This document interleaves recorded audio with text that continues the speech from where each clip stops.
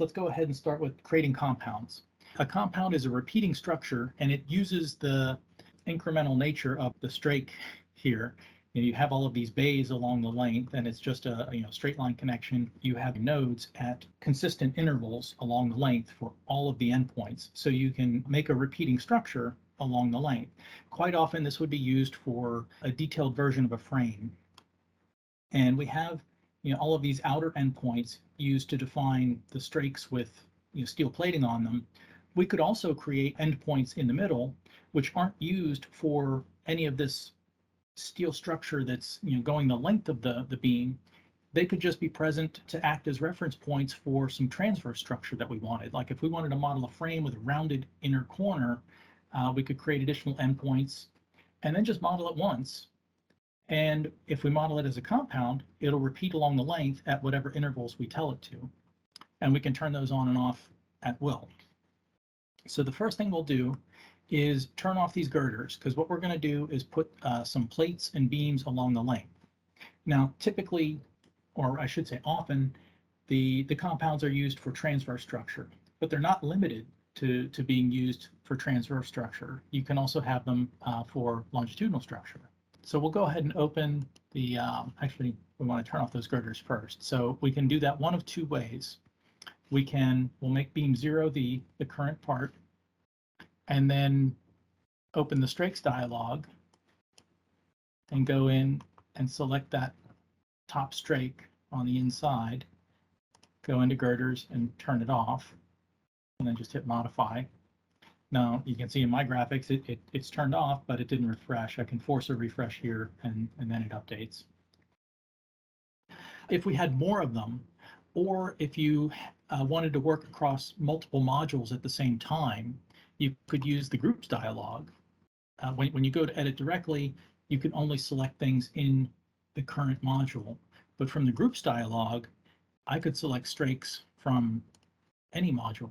And actually here, if we grab full strakes, I could turn them all off right now, but I'll still use that dialog, but I'm only going to operate on this one strake here. And because it's a strake, I could select the entire strake, or I could just select one piece of it. It won't matter, because when you do a group modify, it will detect that it's a piece of a strake, and it knows you have to modify everything at once. You can't modify just a single piece of the strake.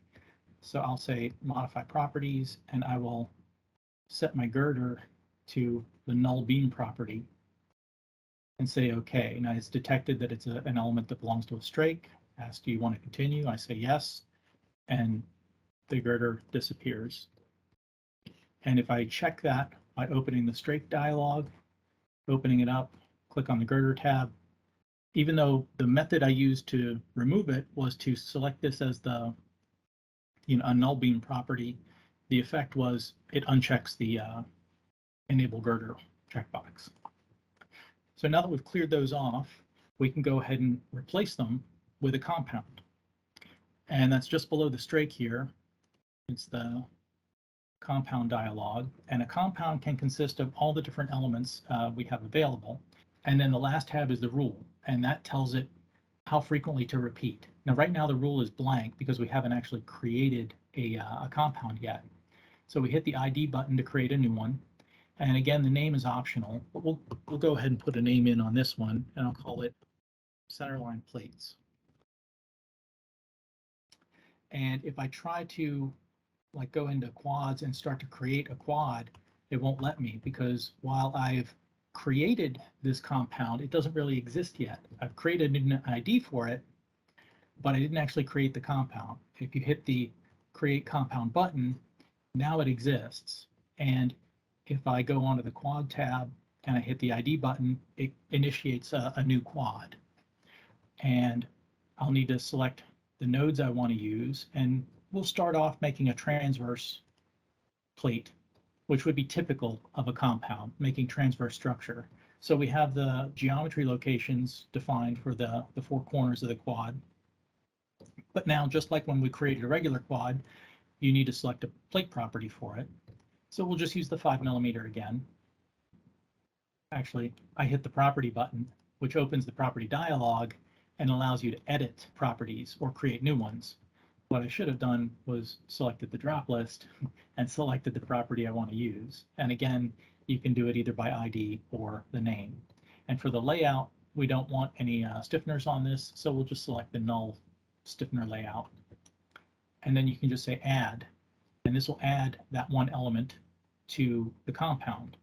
Now, right now, the rule states that this gets repeated at every node along the length of the endpoint, but we can turn them off at specific intervals or any interval actually, and we just say set rule and it updates. So we have one at the 0 node, nothing at 1, and then 2, 3, 4, 5, nothing at 6, 7, 8, and nothing at 9, 10. Now for ours, we're going to want them on the even nodes, but not the 10th one. And if I set that rule, we have 4 plates there. For now, I'm going to leave the 0 one on because that's the one that we're editing. The others are just copies of it along the length. And I'm going to change that from being a transverse plate to a longitudinal plate by just reselecting the nodes. And then I'll hit modify on this quad.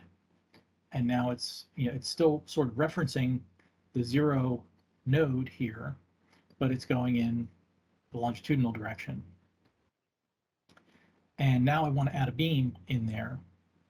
So we'll go onto the beam tab, and I'll create a new beam element here, and I will select between this node, the first and second nodes along that top endpoint. And then we have to select a property for the beam. And these other ones were the 125, so we'll grab the 125 by 895.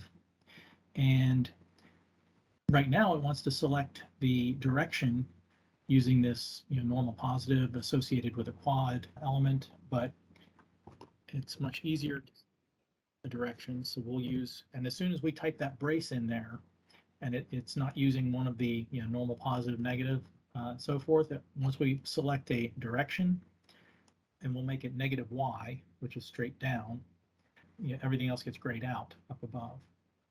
And then we can add that beam. And since we have that beam selected right now, if we hit ID again, it retains all of that information.